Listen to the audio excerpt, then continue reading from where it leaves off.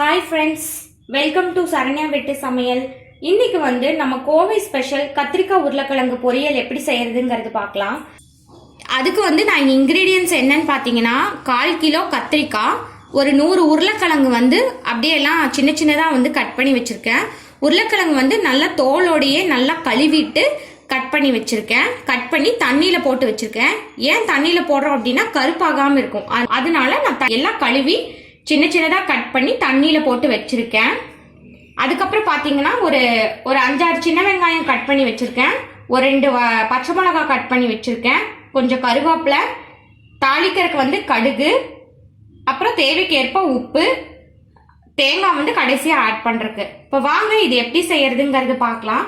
இது ஒரு pressure pan வச்சுருக்கேன். இந்த பேனில் வந்து ஒரு 1.5 ஸ்பூன் எண்ணெய் ஊற்றிக்கலாம்.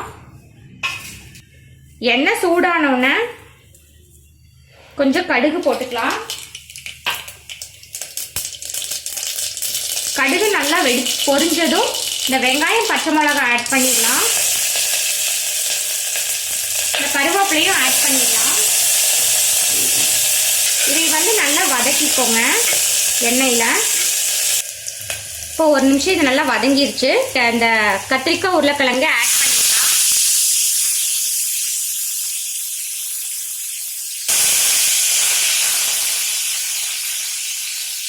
ஆட் பண்ணி நல்லா ஒரு கலக்கி விட்டுக்கோங்க.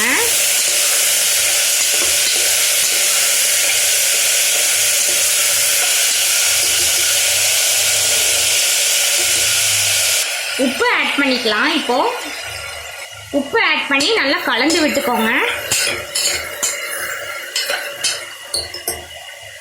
ஒரு 2 கை தண்ணி வந்து தெளிச்சு விட்டுக்கோங்க. தண்ணி நிறைய ஊற்றிடாதீங்க, குழஞ்சு போயிடும். அதனால ஒரு 2 கை வந்து தண்ணி தெளிச்சு மட்டும் விட்டுக்கோங்க. இப்போ இதை வந்து அப்படியே மூடி வச்சு ஒரு விசிலுக்கு வேக வச்சுக்கலாம்.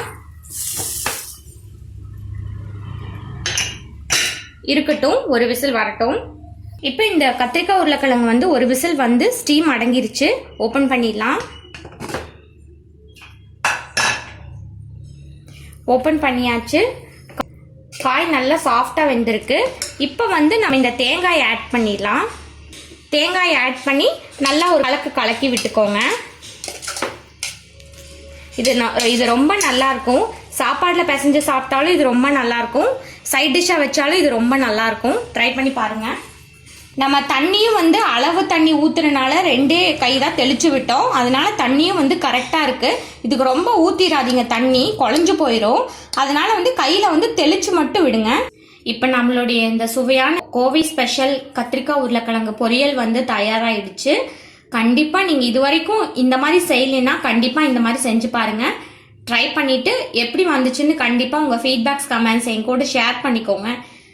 என் சேனலுக்கு நீங்கள் புதுசாக இருந்தீங்கன்னா கண்டிப்பாக என் வீடியோஸ் எல்லாம் பாருங்கள், சப்போர்ட் பண்ணுங்கள், சப்ஸ்கிரைப் பண்ணுங்கள்.